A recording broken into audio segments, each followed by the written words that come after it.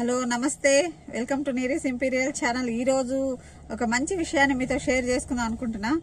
అదేంటి అంటే చాలా మందిలో ఉన్న ఒక నెగటివ్ థాట్ ఏంటి అంటే, ఎవరో మాకు ఏదో ఒక నెగటివ్ వైబ్స్ని మా వైపు పంపించారు అంటే, నెగటివ్ శక్తులు అంటుంటారు కదా, ఎనర్జీస్ అంటుంటారు.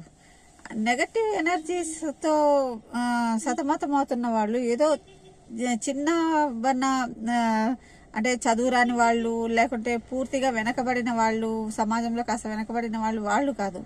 హైలీ ఎడ్యుకేటెడ్, హైలీ ప్రొఫైల్డ్, చక్కగా హైలీ అంటే ఫైనాన్షియల్గా బాగా వెరీ మచ్ సౌండెడ్ అనమాట. వాళ్ళు నెగటివ్ ఎనర్జీస్ గురించి మాట్లాడుతూ ఉంటే, మాకెవరో నెగటివ్ ఎనర్జీస్ని ఇట్లా బలవంతంగా మా వైపు పంపిస్తున్నారు, మాకేదో చెడు చేయాలనుకుంటున్నారు, ఇలా అంటుంటే నాకు ఆశ్చర్యం వేసింది. నెగటివ్ ఎనర్జీని ఎవరండి మన వైపు పంపిస్తారు? మనం ఎప్పుడైతే స్ట్రాంగ్గా ఉండమో అప్పుడు మనమే నెగటివ్ అయిపోతాం కదా. ఈ విషయాన్ని షేర్ చేసుకోవాలనిపించింది నాకు మీతో ఈరోజు. ఎందుకంటే మేము ఇందాక వేరే వాళ్ళ ఇంటికి వెళ్ళామన్నమాట.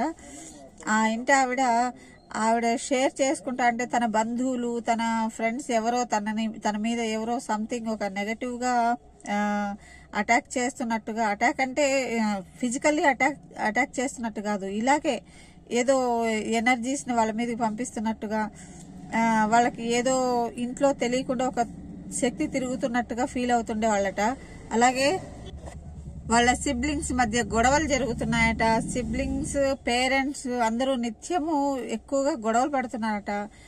వీటన్నిటికీ కారణం ఏంటి అంటే, ఎవరో మా మీద సంథింగ్ ఒక ఏదో చేశారు అంటే, బ్లాక్ మ్యాజిక్ లాంటిది చేశారో ఏమో అని చెప్పి ఆవిడ చెప్తా ఉంటే నాకు ఆశ్చర్యం వేసింది.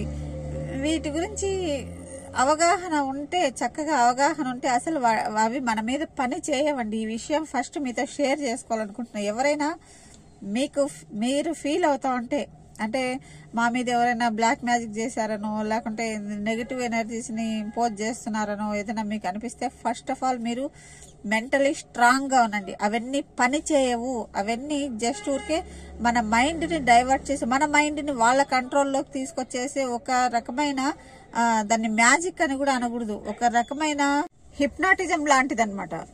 హిప్నాటిస్ట్స్ పబ్లిక్గా మనకి మేలే చేస్తారు. ఎక్కువ ప్రెషర్ ఉంటే దాన్ని హీల్ చేసేందుకు ఫస్ట్ మన మైండ్ని రిలాక్స్ అయ్యేందుకు అలా చేస్తారు, వాళ్ళ కంట్రోల్లోకి తీసుకొస్తారు. కానీ ఇక్కడ వాళ్ళు చేసేది మంచిదే కానీ, బట్ ఇక్కడ మనకి ఎవరైతే అపోనెంట్స్ ఉంటారో వాళ్ళు ఏం చేస్తారంటే, మన మైండ్ని వాళ్ళకి అనుకూలంగా మార్చేస్తారనమాట. అంటే మన మైండ్లో మన ఆలోచనలు అవన్నీ కూడా అటువైపు వాళ్ళ కంట్రోల్లోకి వెళ్ళే విధంగా తీసుకుంటారు. దీన్నే నెగిటివ్ ఎనర్జీ అని అనకూడదు. ఎందుకంటే మన ఎనర్జీని ఎవరు తీసుకెళ్లలేరు మనకు తెలియకుండా. ఇప్పుడు ఏది ఒక సామెతో ఏదో ఉంది చూడండి, ఒక ప్రావర్బ్ లాంటిది ఉంటుంది. ఏదైనా అంటే ఒక అవమానం ఏదైనా జరిగింది అంటే మనకు తెలియకుండా మన అవమానం జరగదు. మనమే అనుకుంటే, నాకేదో అవమానం జరిగిపోయింది, నన్ను వాళ్ళు అవమానిస్తున్నారు అని నేను ఫీల్ అయితే నాకు అది అవమానంగా అనిపిస్తుంది. నేను దాన్ని వదిలేస్తే నాకు అది అవమానం కాదు, అది అసలు విషయమే, మ్యాటరే కాదు. సో అలాగే ఇక్కడ కూడా ఎవరైనా నా మీద ఒక నెగటివ్ ఎనర్జీని ఇస్తున్నారు, ఇలా ఏదో చేస్తున్నారు అనేది మనం ఫీల్ అయితే తప్పితే ఎవరు మన మీద అలాంటి ప్రభావాల్ని చూపలేరు. దానికి మెంటలీ స్ట్రాంగ్ ఉండాలి.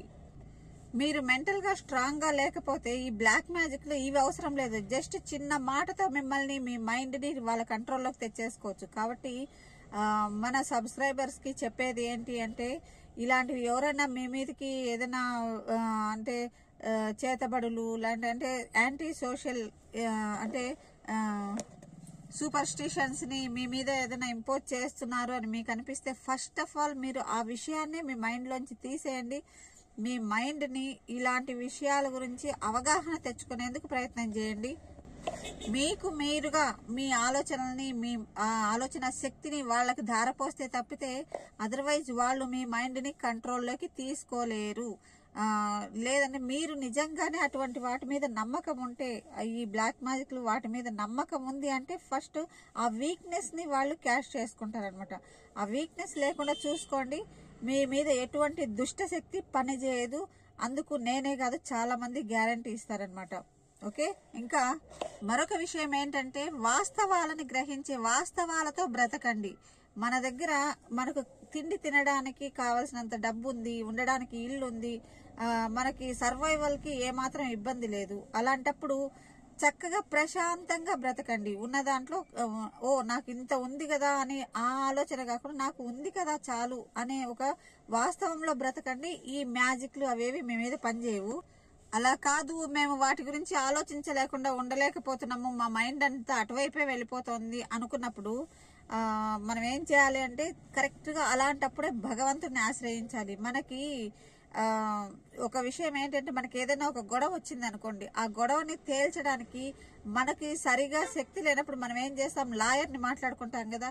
లాయర్ వెళ్ళి అవన్నీ చూసుకుంటారు కదా. అంటే మనం లాయర్కి అప్పచెప్పేస్తే ఇంకా లాయరే అందులోనే ఉన్న లోటుపాట్లు లొసుగులు అన్ని తెలుసుకొని అవతల వాళ్ళు ఎలా ఉన్నారు మొత్తానికి మనకు ఒక సపోర్ట్ని ఇస్తారు కదా. అలాగా ఇప్పుడు మీరు భగవంతుని మీద ఆధారపడండి, భగవంతునికి వదిలేసేయండి. వదిలేసి ఇక ఆ విషయం గురించి మర్చిపోండి.